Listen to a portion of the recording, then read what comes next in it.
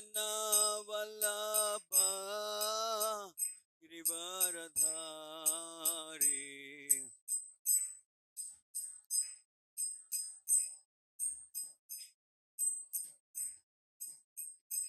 Jaya Gopi Jana Vallabha Girivaradhari.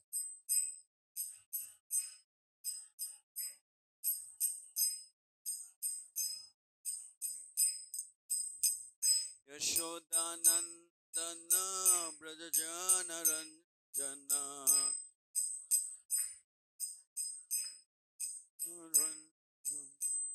Yashodanandana Brajajana Ranjana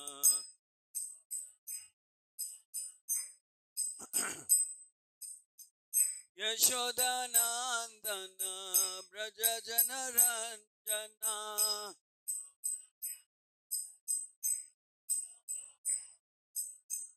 Yamuna Tira Vanachari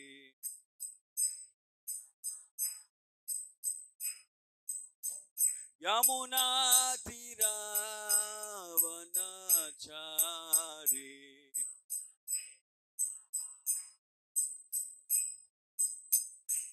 Jaya Radha Madhava Kunja Bihari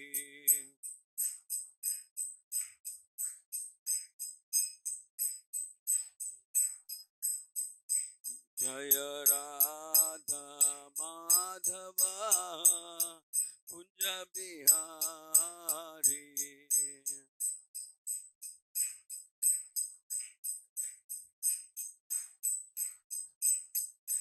Jaya Gopi Jana Vallabha Girivaradhari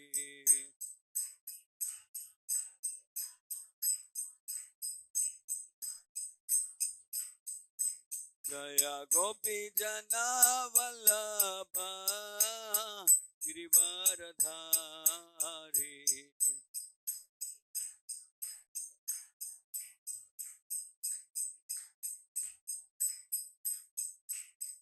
Yashodanandana Brajajana Ranjana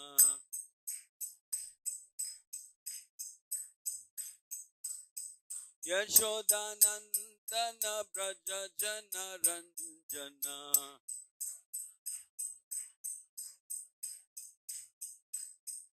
Yamuna Tira Vanachari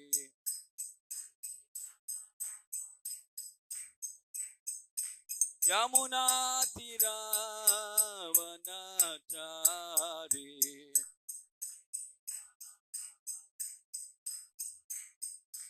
Jaya Radha Madhava Kunja Bihari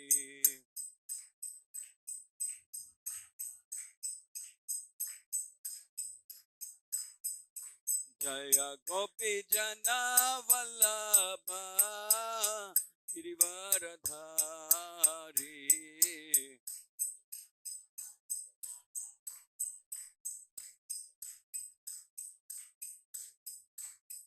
Yashodanandana Brajajana Ranjana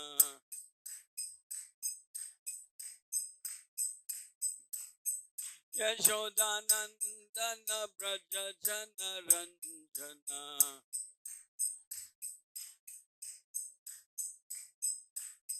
Yashodanandana Brajajana Ranjana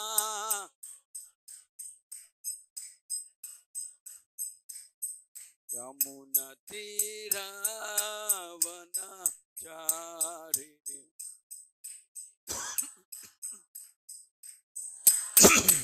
Jaya Radha Madhava Kunja Bihari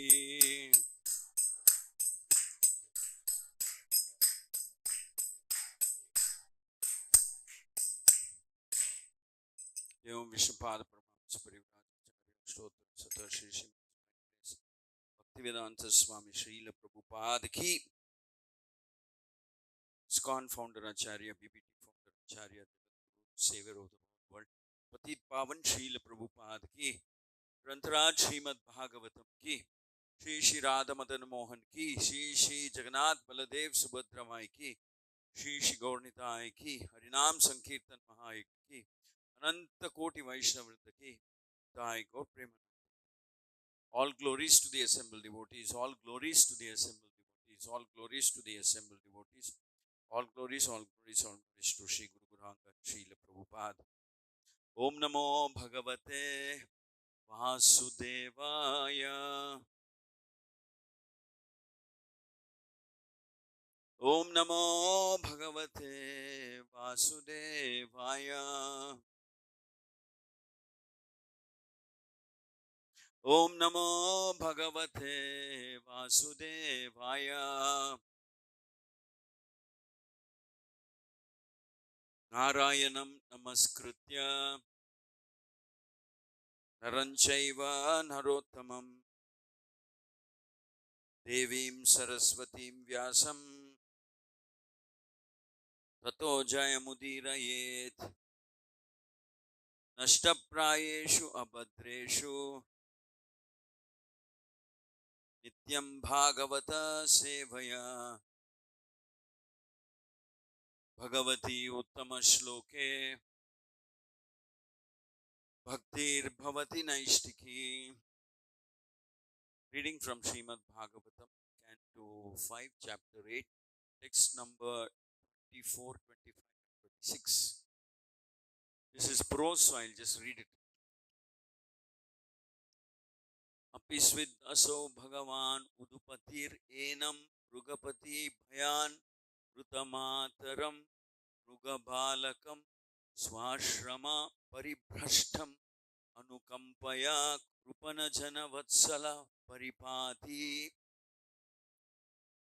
Maharaj Bharata continued to speak like a madman, seeing above his head the dark marks on the rising moon, which resembled a deer. He said, "Can it be that the moon, who is so kind to an unhappy man, might also be kind upon my deer, knowing that it has strayed from home and has become motherless? The moon has given the deer shelter near itself just to protect it from the fearful attacks of a lion."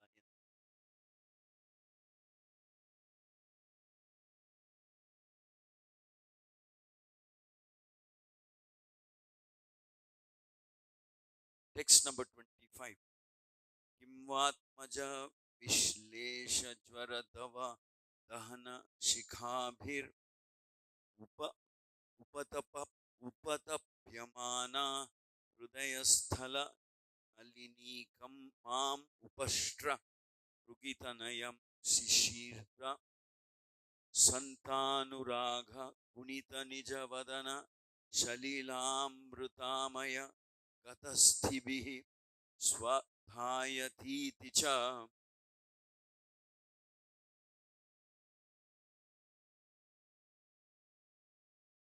After perceiving the moonshine, Maharaj Bharata continued speaking like a crazy person.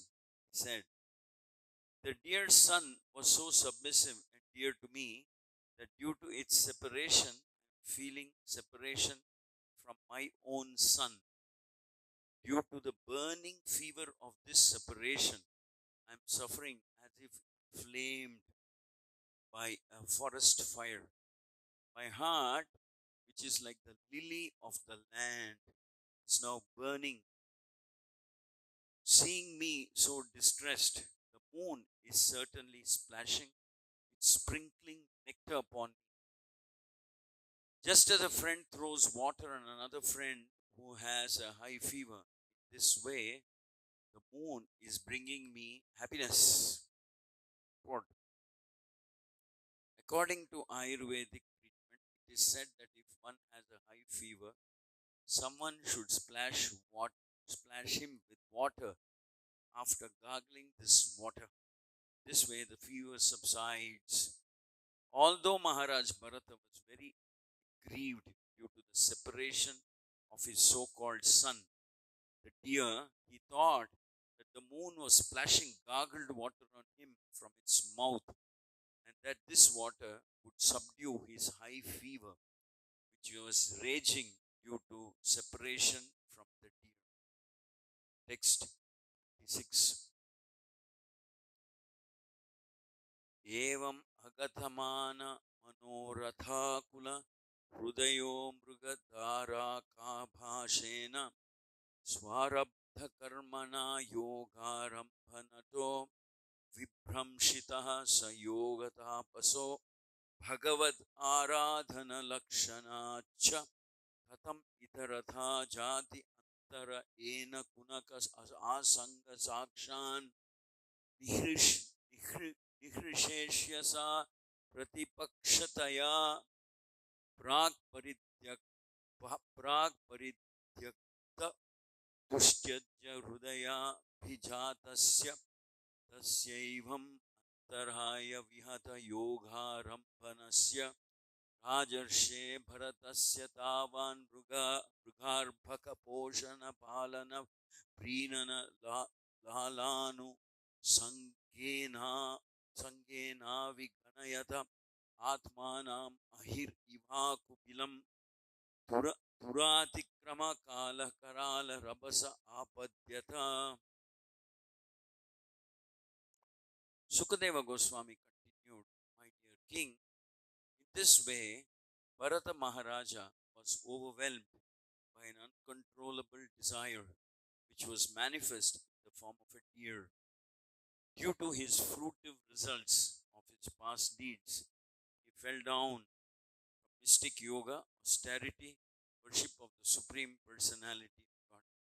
If it were not due to his past fruitive activity, how could he have been attracted to the deer after giving up the association of his own son and family, considering them stumbling blocks on the path of spiritual life? How could he show such uncontrollable affection for a deer? This was definitely due to his past karma. The king was so engrossed in petting, maintaining the deer, that he fell down from his spiritual activities. In due course of time, insurmountable death, which is compared to a venomous snake that enters the hole created by a mouse, situated itself before him. Purport.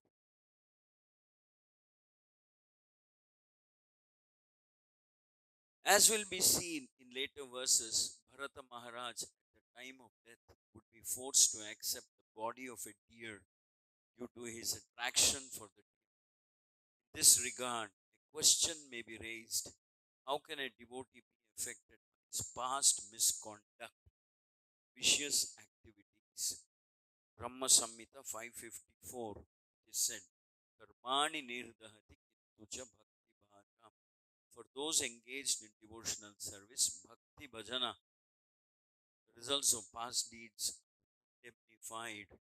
According to this, Bharata Maharaj could not be punished for his past misdeeds. The conclusion must be that Maharaj Bharata purposefully became over addicted to the deer, neglected his spiritual advancement. To immediately rectify his mistake, for a short time he was awarded the body of a deer. This was just to increase his desire for mature devotional service. Although Bharat Maharaja was awarded the body of an animal, he did not forget what had previously happened due to his purposeful mistake. He was very anxious to get out of his dear body. This indicates that his affection for devotional service was intensified, so much so that he was quickly to attain perfection in a Brahmana body in the next life. I think that's what we're saying. So much so that he was quickly able to attain perfection in a Brahmana body. in the next life. It is with this conviction that we declare in our Back to Godhead magazine that devotees like the Goswamis living Vrindavan who purposely commit some sinful activity are born in the bodies of dogs, monkeys, tortoise in that holy land. Thus, they take on these lower forms of lower life forms for a short while. After, after they give up those animal bodies, they're again promoted to the spiritual world. Such punishment is only for a short period. It is not due to past karma. It may appear to be due to past karma, but it is offered to rectify the devotee and bring him to pure devotional service. Om Ajnana Timirandasya Jnananjana Shalakaya Chakshurunmilitam Yena Tasmai Shri Gurave Namaha Shri Chaitanya Manobhishtam. Everybody, loudly.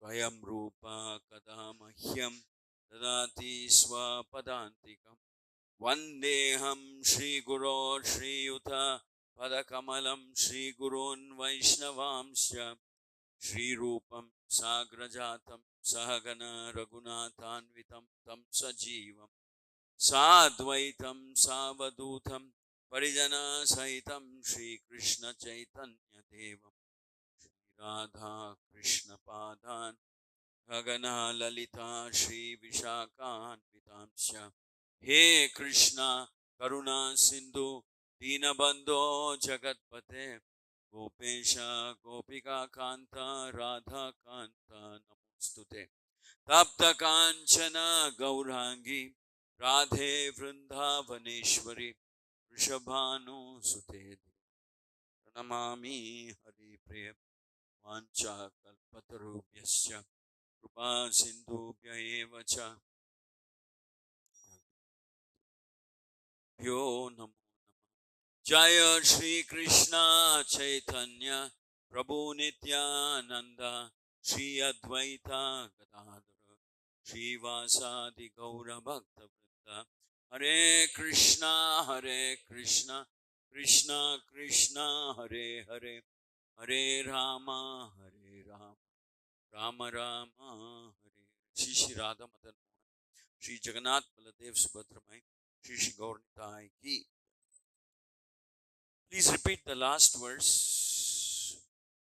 Sukadeva Goswami continued, My dear king, in this way Bharata Maharaja was overwhelmed by uncontrollable desire, which was manifest in the form of the deer. Due to fruitive results of his past deeds, he fell down from mystic yoga, austerity, and worship of the Supreme Personality of Godhead. If it were not due to his past fruitive activity, how could he have been attracted to the deer after giving up the association of his own son and family, considering them stumbling blocks on the path of spiritual life?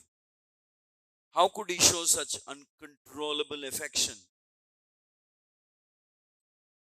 for a deer? This was definitely due to his past karma. The king was so engrossed in petting and maintaining the deer that he fell down from his spiritual activities. In due course of time, insurmountable death, which is compared to a venomous snake that enters a hole created by a mouse, situated itself before him. Mukam karoti vachalam pakayate girim yatrupadamaham vande Shri Gurum Dinataranam Paramananda Madhavam Shri Chaitanya Ishwaram.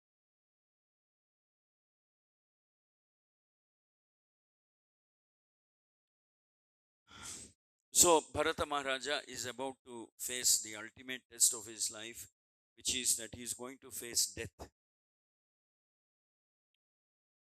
And Sukadeva Goswami is mentioning that Bharata Maharaja actually fell down from the very high state of bhava, of love for Krishna that he had reached due to the affection to the deer. So deer occupied his mind completely. Uh, his object of love, care, affection, feeling a sense of fatherhood was towards the deer, helpless deer, small tiny deer. And you know, because of the effect of his affection for the deer, he slowly started diluting his affection for the Supreme Lord, compromising, adjusting. Finally, he came down from this very high exalted platform of uh, being a very renounced person. He actually renounced his own family, children, sons, etc., because he considered them to be impediments, stumbling blocks in his path of progress spiritually. But then he comes to the forest and uncontrollably starts developing affection for a deer. So Sukadeva Goswami is analyzing his condition and saying it is primarily due to, if it were not due to his past fruitive activity, uh, how could he have become attracted to the deer after giving up association of his own son and family? So, in other words,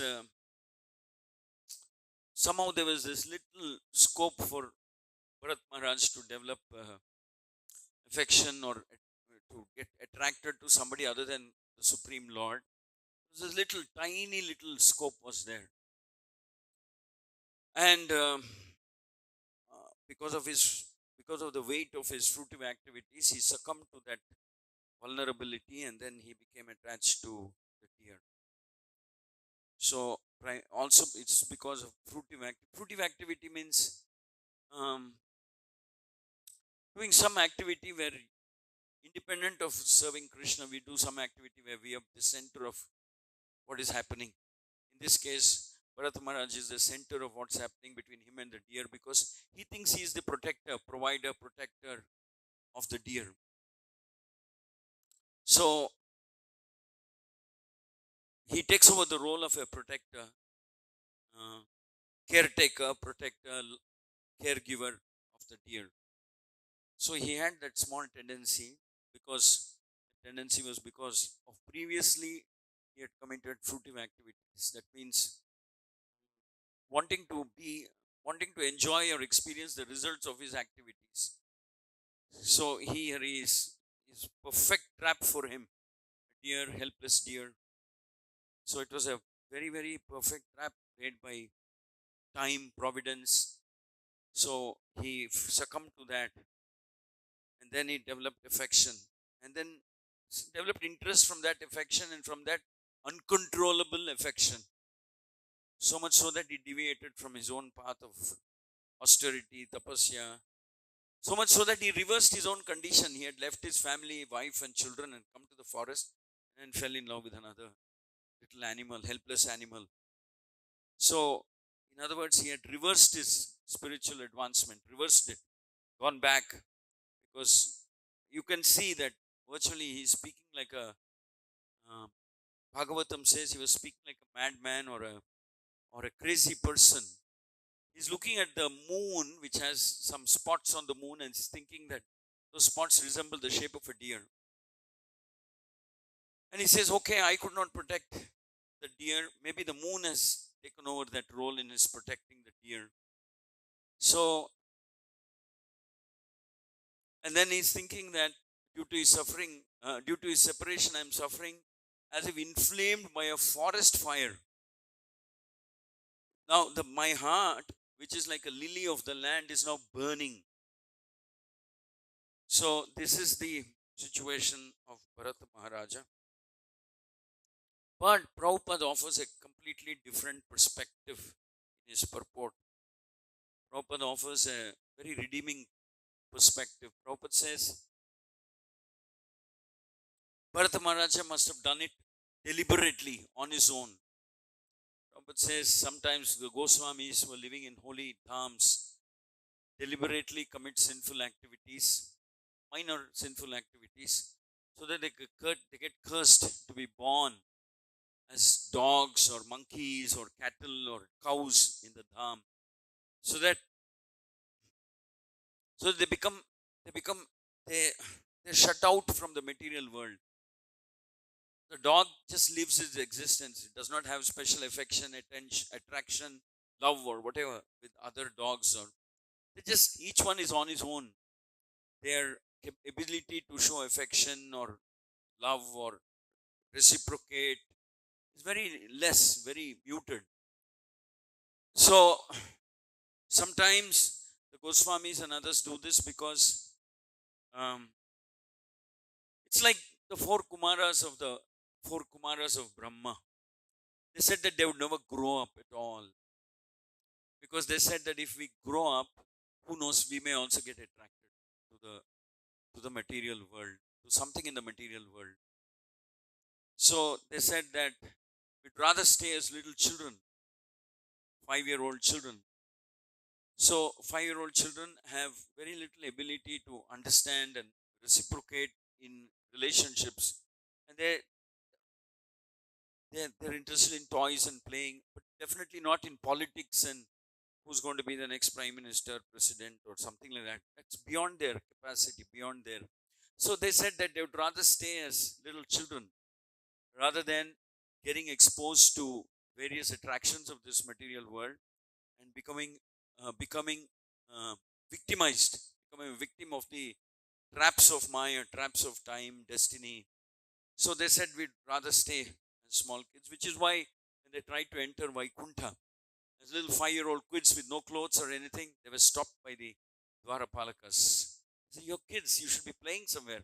What are you doing here? Why are you coming here? This is the Lord's residence, the Lord's personal residence. You have no permission to enter. Not like this anyway. You're unclothed, you're wearing no clothes, and then you want to enter? How is this possible?"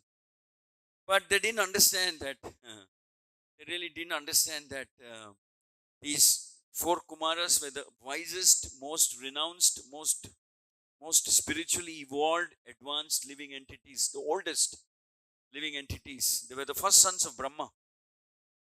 And they deliberately chose to live like that. So a lot of people, a lot of devotees also choose to do that out of a desire to protect their devotion. They shut themselves out. Just as Prabhupada explaining in the purport that the Goswamis of Vrindavan completely shut themselves uh, away. So, which is why you can see that when devotee kings want to retire, they give up, and then they go to the forest because they don't want to take the risk of becoming exposed to material world, material happenings, material conditions, material changes. They don't want to take that risk at all. They just retire. So much so that they retire in such a way that they go incognito. Incognito means nobody can even recognize that this is Yudhishthira, this is Arjuna, this is Bhima.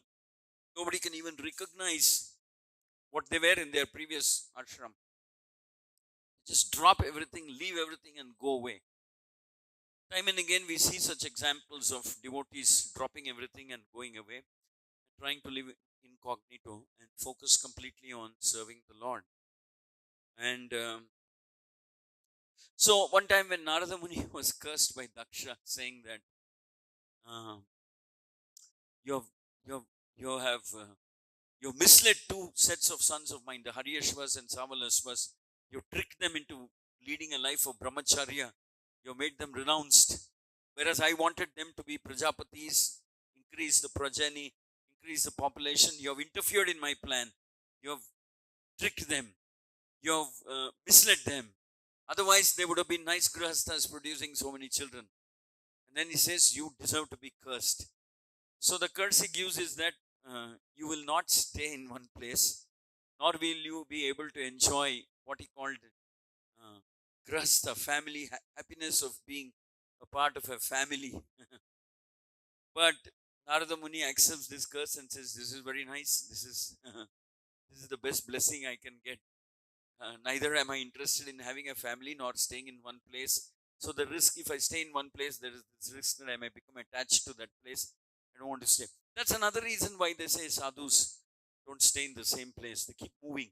Because even if you stay in the same place, there's a risk that you will get attracted to something in that place, the way it is. So Bharata Maharaj stayed in one place, and so he he took on the role of a protector of the deer. But had it been that he's a mendicant, itinerant mendicant, which means parivrajaka, going from one place to another, then maybe the risk of becoming attached would not be there because he's constantly moving. See, the ability of the mind to get attracted to something is very strong, always present, and very subtle. We cannot be overconfident that I know how to handle my mind. I will not become victim. I'm very clever. I'm intelligent. I've read the Bhagavatam. I'm a scholar. No, all of this will not come to help you. The actually being attached to any of those skills also is one kind of a uh, one kind of a distraction.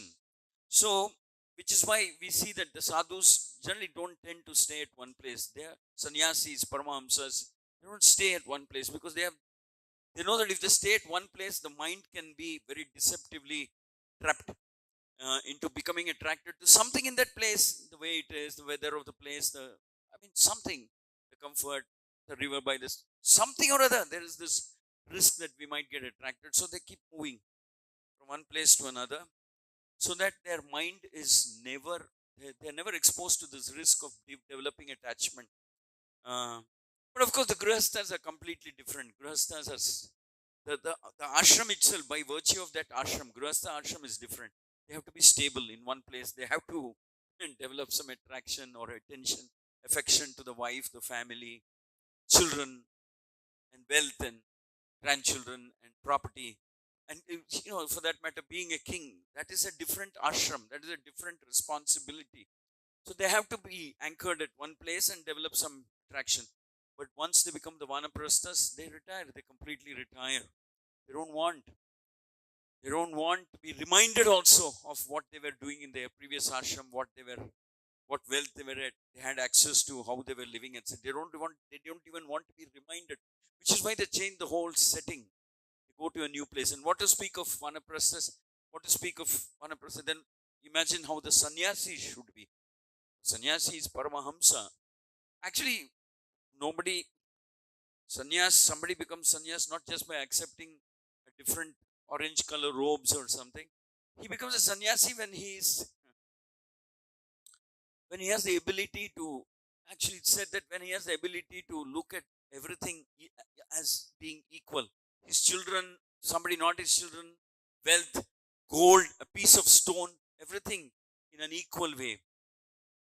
Samadarshinaha. So that kind of and develop, not only look at everything in an equal way, but not develop attraction towards anything, towards anything. Like Prabhupada sometimes mentioned, like the little drop of a water on a lotus leaf or a lotus petal. So you shake the petal and the water just rolls off. The drop of water just rolls off, but it doesn't stick. Like you have a cotton cloth, you put a drop of water, the cotton tends to absorb the water. The lotus leaf is not like that. It just rolls off. So Bharata, Bharata Maharaj, Prabhupada says he deliberately did this, developed excessive attraction for the deer because he wanted to take an animal birth one time, so that he completely renounces an animal birth other than some small degree of attraction to your other animal that you grow with. But see, the animals don't react like humans do. You just take them in a herd, take them elsewhere, separate. They're okay with anything. The animals don't have that kind of a deep-rooted affection or attraction or bonding. This thing called bonding is very risky and dangerous. That's exactly what happened to Bharata. Bharata got bonded, got trapped in this relationship with the deer. And this time it's a deer, sometimes it's something else. It's like Indra when he was cursed. by Brihaspati. When Brihaspati comes to meet him, Indra sends word to his servant saying, see, today I'm not in the mood to see my guru. I'm in a different mood. I want to drink some somarasa and spend some time with the family or something. So tell Brihaspati that I'll see him tomorrow. Whatever it is, we'll meet tomorrow. Today, leave me alone. I'm in a different mood. So the servants will go and tell Brihaspati that he's not in the right mood. He doesn't want to see you today. So Brihaspati will become extremely angry and says, you, you're, you're developing attraction, blind attraction for your family, your children, this, that, so much so that you don't even want to see me. This is the life of a pig. It's only the pig will be blindly attracted or something like that. No, go become a pig. So, and then of course he modifies the curse later. He says, all right, go become a pig for 1 year, something. So Indra becomes a pig. And then he has a huge family of pigs. His wives and children, grandchildren, and great grandchildren, and uncles and aunties and all. So at the end of 1 year, when Brahmaji comes down, if it's one story said Brahma, another story I read it was Narada who came down to pick up Indra and take him back to the spiritual, heavenly planet, saying, "Come back, your period of curse is over."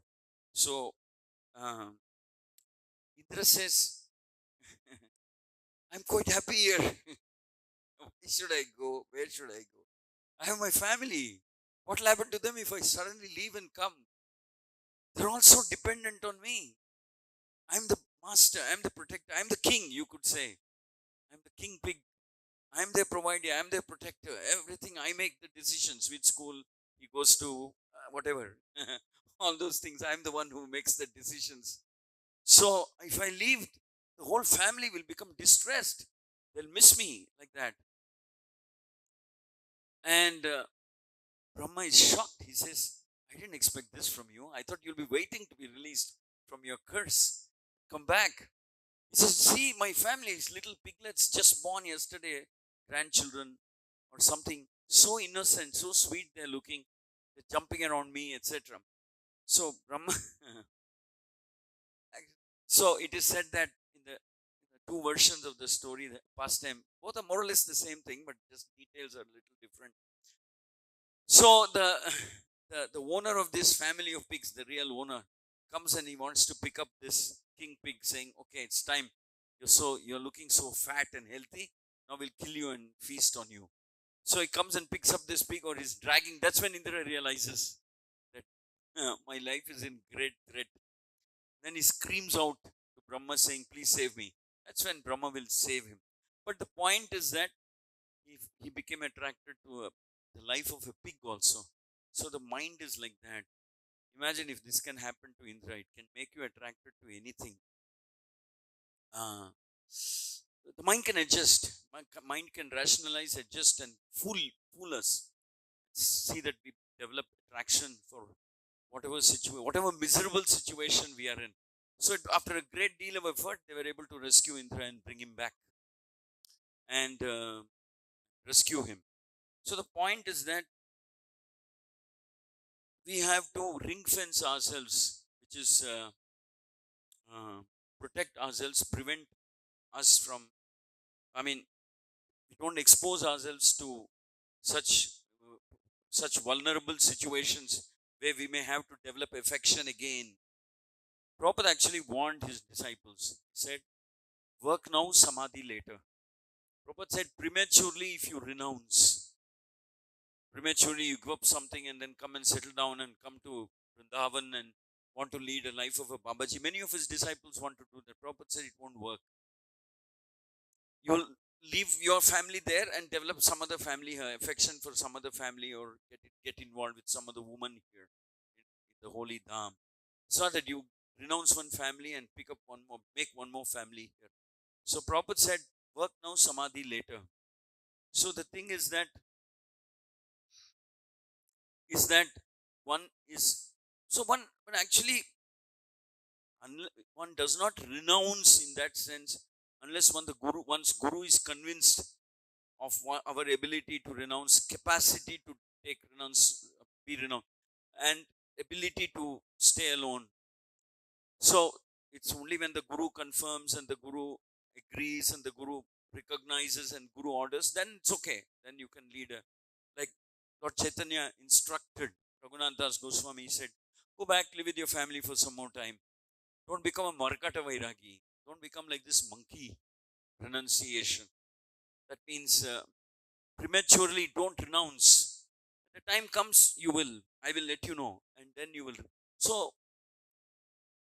so we have to be careful. And then when the time came, Raghunath Das Goswami renounced, but then he renounced only after he got the blessings of Nityananda, Lord Nityananda, and all the Vaishnavas there. After they abundantly blessed him and says, "Now you go. Now you can unite with Lord Chaitanya." That's when Raghunath Das Goswami was able to cross the hurdles of family bondage. He didn't have it, but nevertheless, Lord Chaitanya said that don't do anything prematurely. And then when he went to Puri Jagannath, he led a real austere life, extremely austere life, much more austere than anything that we can. He was like Indra. He was so handsome, so beautiful, had some Apsara like queen, wealthy, powerful, intelligent, handsome, everything. But he gave up everything, came to Puri, and then so renounced that it is said that he used to collect those grains, food grains that would come out of the drain of Jagannath's kitchen, and then collect them and eat them. That's the level of renunciation he was able to attain simply by the mercy of Lord Chaitanya, the Vaishnavas, and Nityananda. And one day Lord Chaitanya sees him eating this and says, "Where did you pick them up?" And then he explains, and then Lord Chaitanya finds out and he says, "You're eating the most sweetest nectar. Don't want to share with me?" So Lord Chaitanya said that grab some of those grains and honors it, saying, "This is the sweetest nectar." Lord Chaitanya actually repeatedly, many of his leelas encourages at the right time, encourages disciples, his followers to become less entangled in the material world. Don't become too entangled. Don't have possessions. Don't even have possessions over which you may develop attraction or affection or attachment. Don't even have possessions. Just lead a simple life, as simple as possible, so that you don't have to waste your energy in maintaining it, taking care of it. You have all the time for Krishna, the service of Krishna, following your guru's instructions or Krishna. You have all the time in the world. So, in this story, we can understand that one, either because of fruitive activities or because of neglect or because of the natural weakness of the mind, one may become attached to something or somebody, some situation, at any point of life, at any point of time in their life. One should be extremely alert and careful. One should always think that uh, uh, how do I protect myself from becoming, from taking something else is occupying my mind. So one should become very alert. It could be affection, it could even be anger against somebody. You're angry, you want revenge, you're jealous, you're disturbed, somebody ill treated you. So many things can flood into your mind and cause a distraction. So this story is warning us, saying Bharata was such an exalted devotee, he renounced everything, went to the forest, and he felt he got attracted there. So there is this Saubhari Muni story also. Prabhupada quotes that many times. That he thought, okay, maybe the best place in this whole world to protect myself from becoming distracted is to go and do tapasya inside the water, sink into our lake, and do. But then, as things would have it, he saw a male and a female fish engaging in some physical activity, and then that disturbed him. That's it. That disturbed him, and he came out of the water and then said, "So we don't know. We really don't know what, when can, we can slip on what, slip and fall because of what type of an interaction." So the point is, we should not be overconfident. But, but there's nothing wrong in being hopeful. There's a difference between being overconfident and being hopeful. Hopeful means, in spite of all my weaknesses. I'm very hopeful that as long as I'm trying to serve my Guru Krishna and chant, and as long as I'm trying my best, my Guru will do something to pick me up and save me. Something he will do to pick me up and save me and rescue me. So we see in many cases somebody is cursed because, like Bharata fell down due to attraction of a deer. Many cases in the Bhagavatam we see that there are devotees because of a of being carried away by wealth or arrogance or being cursed. Here Bharata was not cursed. He voluntarily, what shall we say? He got trapped in this affection. But sometimes, unlike in Bharata's case, there are other cases where heavenly demigods, because of their power, wealth, arrogance, and long life or something, uh, slip and fall down, and then they get cursed. When they get cursed, they get rescued later on, like Nala Kuvara and Mani Griva.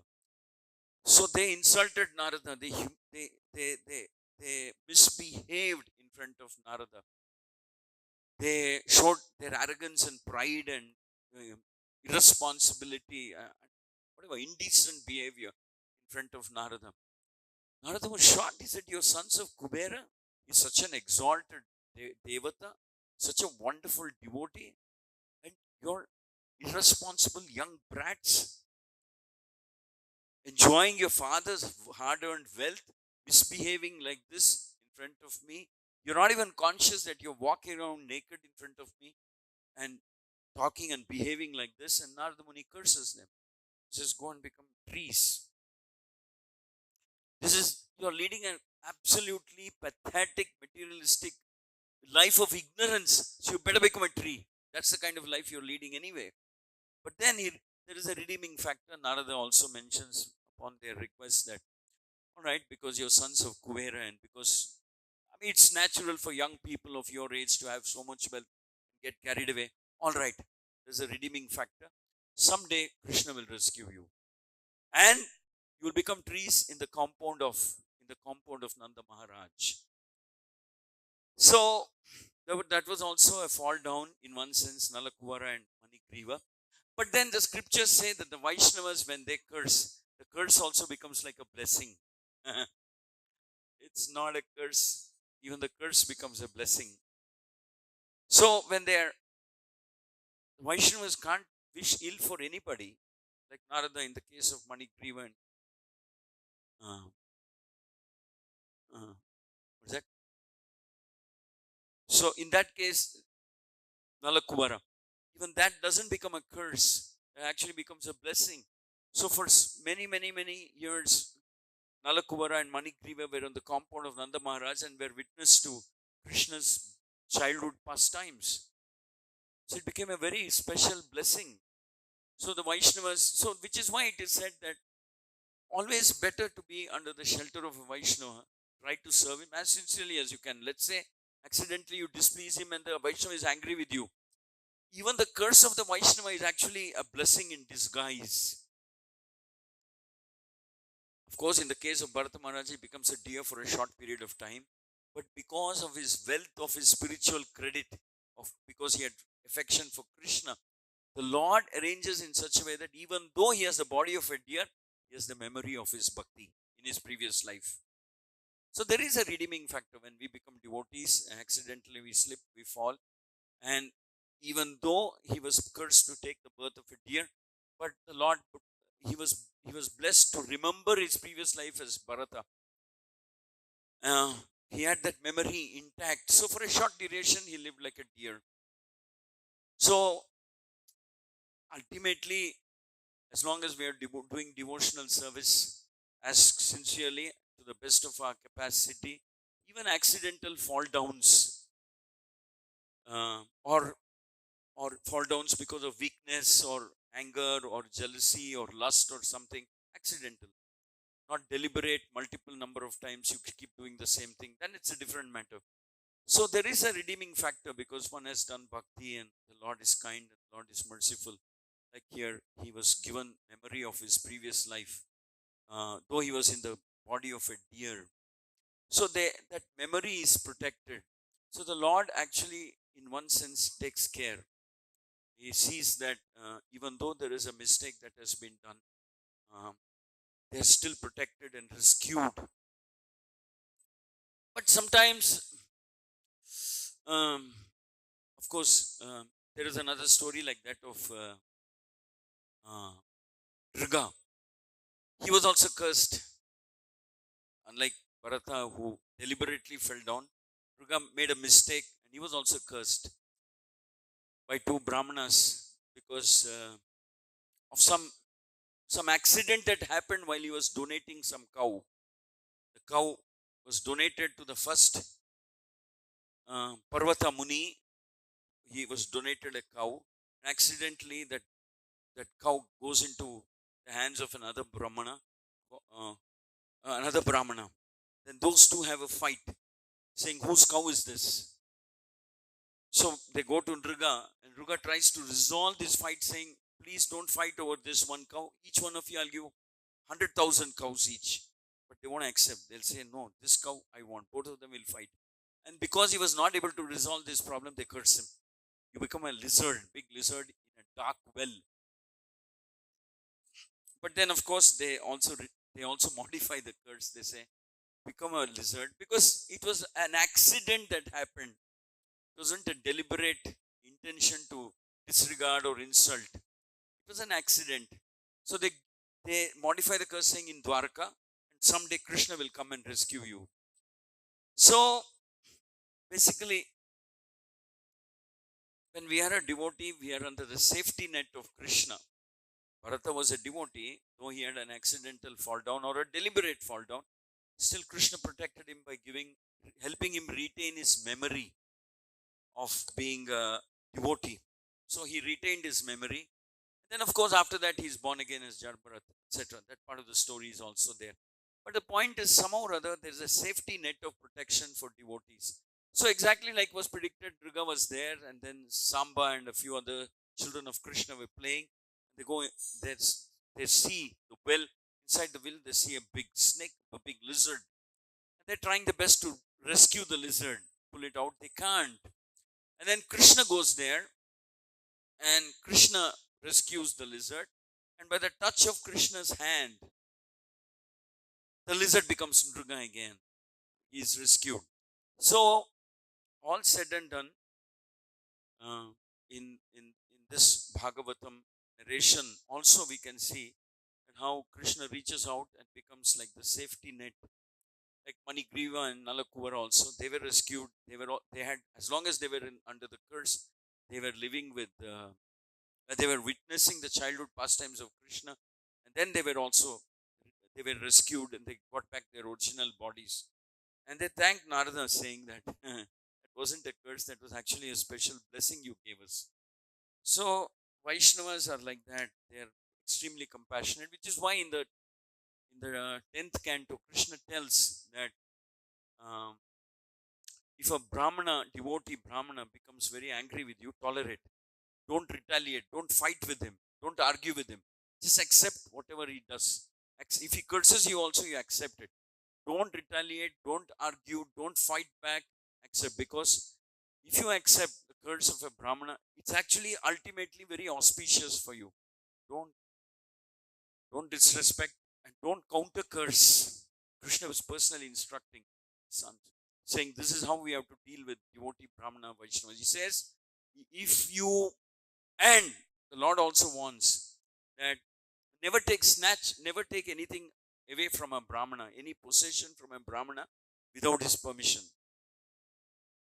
If you use his possession also, whatever he possesses without his permission, and he's upset with that, 3 generations are cursed, 3 generations of yours.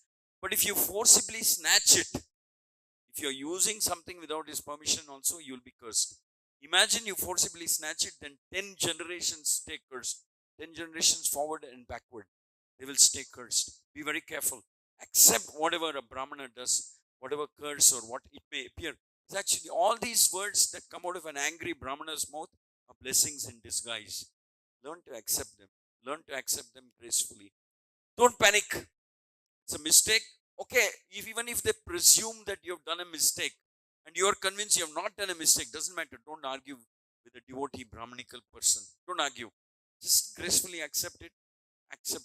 It's good for you. Ultimately, it's very good for you if you learn how to accept it. So, in different stages, different parts of the Bhagavatam, different lessons are imparted to us. Um, uh, which is why we practically live. It's said that we not just read and relish, we live by the scripture. We study, we kind of make notes mentally, we relish, and we live by these scriptures.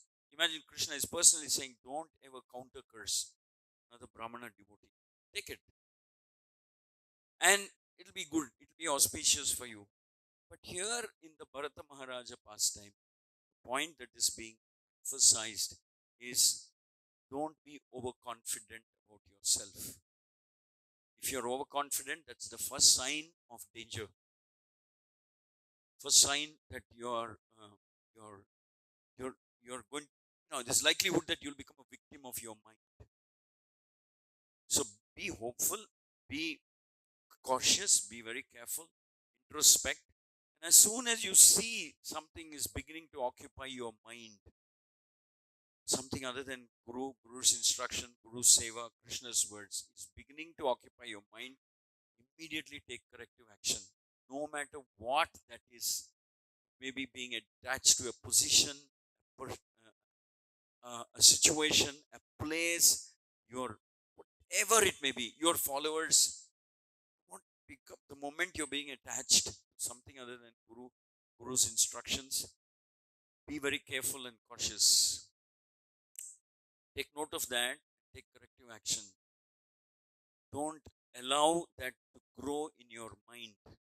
If we allow, then it will lead to compromises and adjustments in our spiritual life. So that's one of the enduring instruction, or shall we say the common instruction that's emerging out of Bharata Maharaja's story. Somebody who would renounce his own children goes and falls in love or becomes attracted to a deer in the forest. So,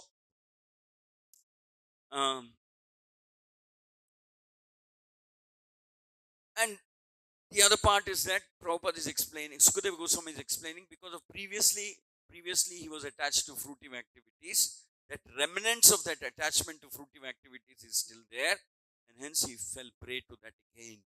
Though Prabhupada gives a different perspective, he says that it was done deliberately by Bharata in order to live in an animal form of life sometime. An animal form of life does not have the capacity or ability to develop attachments and mm, become attracted. Animals don't have that capacity. So Prabhupada saying sometimes some Goswamis do that, and Bharata is he also did the same thing. So basically, we have to protect ourselves, ring fence ourselves, be extremely careful, never be overconfident, but somehow or other stay attached to Krishna, stay attached to Krishna's lotus feet. Because as long as we are genuinely, sincerely trying, Krishna will work out like he saved Durga, like he saved Manigriva and Nalakubara from their respective curses and rescued them. Some plan Krishna may work out in our favor so that we are protected. Uh, so, this is the crux of this incident that we can learn. Hare Krishna, Hare Krishna, Krishna Krishna, Hare Hare, Hare Ram.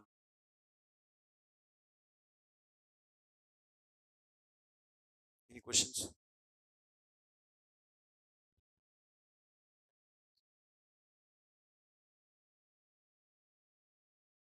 Anybody have questions?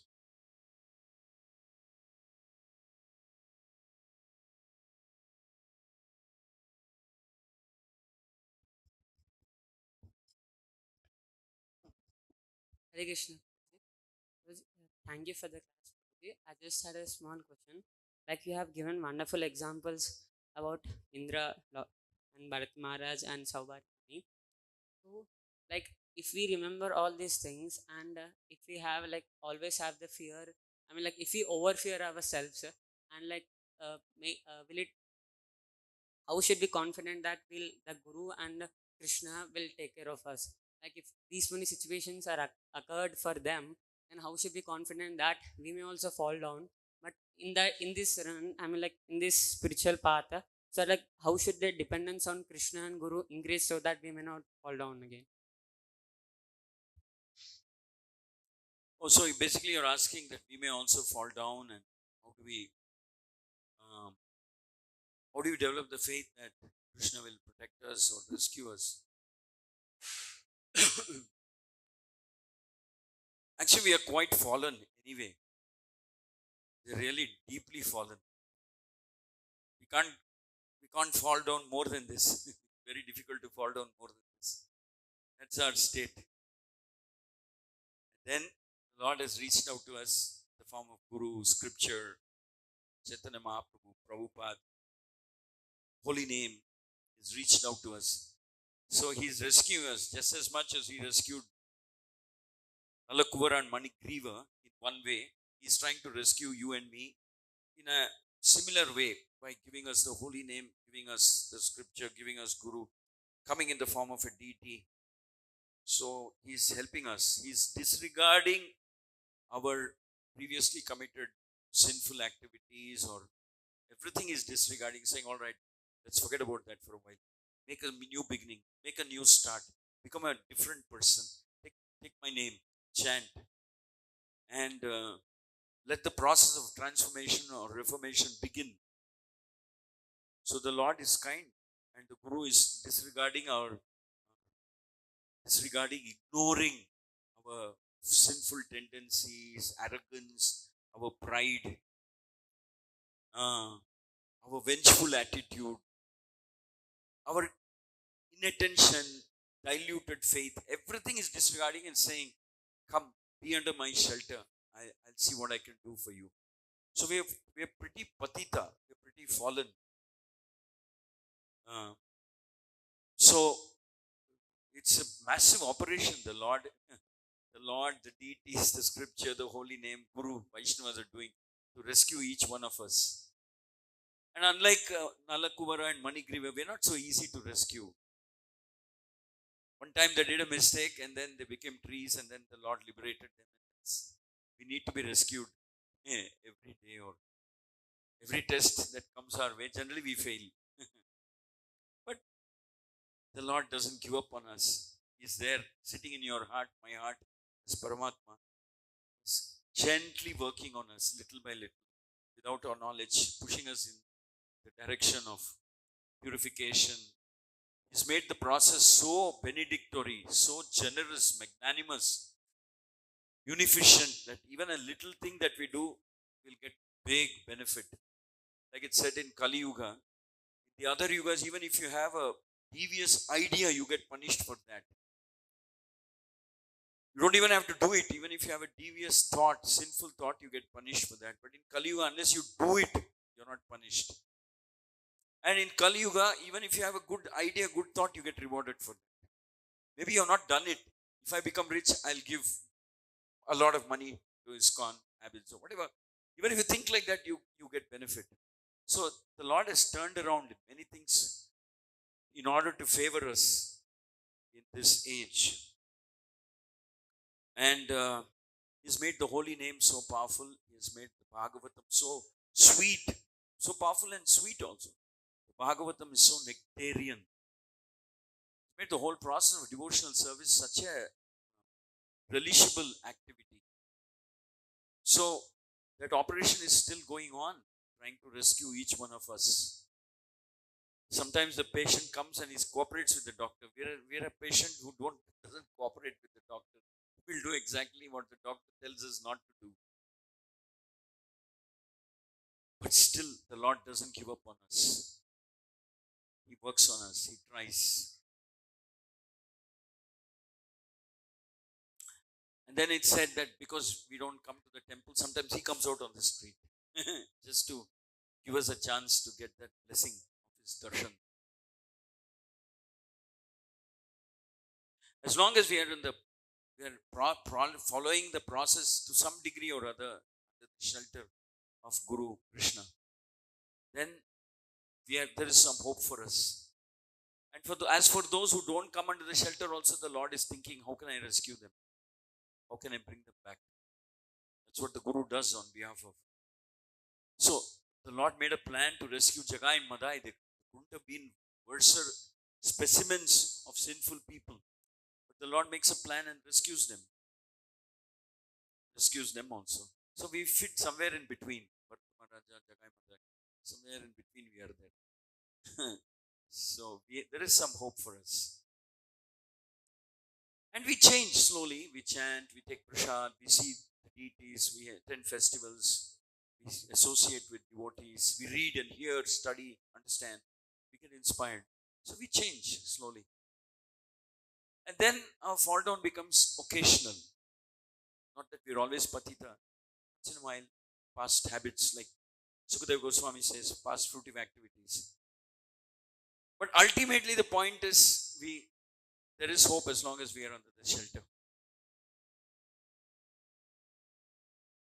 So, it doesn't matter, even if we have done some abominable thing, the Lord doesn't shut his door and windows for us. He says, all right, come. You have to take some punishment, a little bit of punishment. You please take, but learn the lesson. Try not to repeat such things. Like Lord tells Indra, don't show this pride. One thing is you're showing pride and arrogance, using the power that I gave you. It's not yours, I gave you. And on top of that, you're harassing and intimidating my devotees. Doesn't matter. Because he goes with Surabhi to beg pardon from Krishna. Krishna forgives him and says, all right, don't do this mistake again.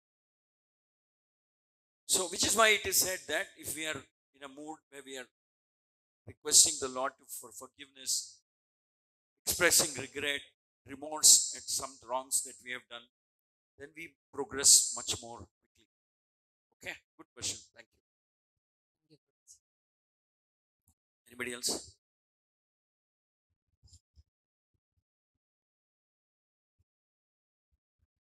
Thank you, Prabhuji. Prabhuji, few days before in Bhagavatam only. So today we had two opinions. In this translation comes that because of some previous karma, it happened. That whatever temporarily distraction. Prabhupada gives another perspective.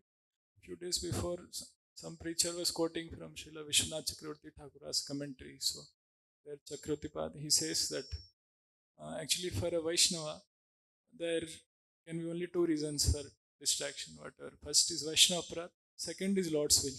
Second so Lord's will, Supreme Lord's will. So then all three. So before even some misunderstanding comes, as how should I reconcile all these three? Okay, there is Lord's will, Vaishnava Aparadh, and today carelessness, is it? Is that what you're saying? Prabhupada gives the fourth reason. He says deliberately. Sometimes the devotee does this deliberately in order to be cursed, and so it becomes very significant position for some time. He does not have the opportunity to become distracted. There Chakravarti part is this example is it is Lord's supreme will to teach others. Jad Bharat. Yes, correct. But here in today's purport, Prabhupada says Bharata did it deliberately. So there are actually four. See, these are all very individual. They are very, very case to case basis. In the case of advanced pure devotees like this, we can't overgeneralize. It's completely personalized between the Lord and his Guru and Krishna. Sometimes Krishna may choose to forgive. Sometimes Krishna may choose to forgive for a longer time. Sometimes Krishna may choose to forget. He says, all right, like he told Indra, like he told Brahma. When he sees genuine remorse, regret, and repentance, Lord's munificence gets invoked, and he says, "All right, don't worry, I won't take it seriously. I'll forgive you." So ultimately, it is the Lord's will. Ultimately, in the case of a pure devotee, advanced devotee, the Lord personally takes charge of their lives. A lot of people come and ask, how did Abhimanyu die? Why? Verse 16, he died in a very unfair manner. You can only understand that it's the Lord's will. The Lord wanted it because his duration in that body was that much. The time allotted for Abhimanyu in that body was only that much, and at the end of that duration, Abhimanyu had to go back. Though he was raised by Krishna, trained by Krishna, he lived with Krishna in Dwarka and not in Indraprastha. But it happened. So, sometimes Lord's plan, because Jai Vijay got cursed by the sons of Brahmanas, sons of Brahma. The Lord let it happen. He intervened after the curse happened. But after the curse happened, the Lord intervenes, and then Brahma's sons become completely ashamed and embarrassed that they cursed for some silly, flimsy reason. They express regret that they cursed somebody who was doing their duty. It wasn't their fault actually, they were doing their duty. And they become even more embarrassed when Krishna says, I own up. Their fault is because of my neglect. They become even more embarrassed. They say, why did we have to curse? Wasn't that overreaction? Yeah, sometimes there is the factor Krishna is involved, where the Lord is directly involved. Sometimes Krishna protects, sometimes Krishna shields, sometimes Krishna lets it happen. Like Ashwatthama, Krishna said he should be killed for, for having beheaded the children of Pandavas and also having attacked Parikshit. He should be killed, he deserves to be killed. But when he is brought, Draupadi forgives him and Krishna smiles in approval. He says, all right, very nice on your part to forgive him. So ultimately, we have to understand that in all dealings between devotees, Krishna's love for the devotee is the deciding factor. And Krishna respects the devotees. He said so many times in the Bhagavatam, it said, as soon as Narada walks into his palace, 16,108 palaces Narada visits by turn. In every single palace that he goes to, Krishna gets up, offers his chair, makes Narada sit down, worships him, washes his feet, inquires, appreciates, glorifies, serves him, and says, what can I do for you? So that's the amount of respect, love Krishna has for his devotees. So the last thing in Krishna's mind is to punish or curse a devotee who has done so much. But sometimes it is also said that sometimes a devotee undergoes so much difficulty in order to show how great a devotee he is, how exalted he is, how special he is. Though he is physically incapacitated, difficult situation physically, but he's still carrying on devotional service. So we can say ultimately that in the case of a pure devotee, an active devotee, it's very personal, one-to-one dealings between Krishna and the devotee. Because it is said in today's verse, it is said in the purport, it said there's no question of karma in the case of a pure devotee. Even though he may accidentally slip and do something, Krishna absorbs that karma. He says, no, don't disregard. He says, which I mentioned, 10th canto verse, Krishna says, even if he is cursing you repeatedly, don't react. Something good will come out of that. He's my devotee. Don't humiliate him. Don't question him. Don't react. Don't counter curse him. Don't retaliate. Just wait. Accept. I'm there. I'll take care. Let him vent his anger. I will take care. Whatever is the curse. Like Narada Muni cursed them, but it turned out to be a blessing.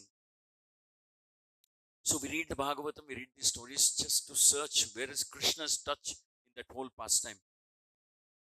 Krishna's loving touch, not just Krishna's touch. Krishna's loving touch, where is it in that pastime? We search for that. Hare Krishna. Thank you very much. Grantaraj Srimad Bhagavatam ki, Shri Shri Jagannath Baladev Subhadramai ki, Shri Shri Radha Madan Mohan ki, Shri Shri Gaur Nithai ki, Thai Gaur Premanand.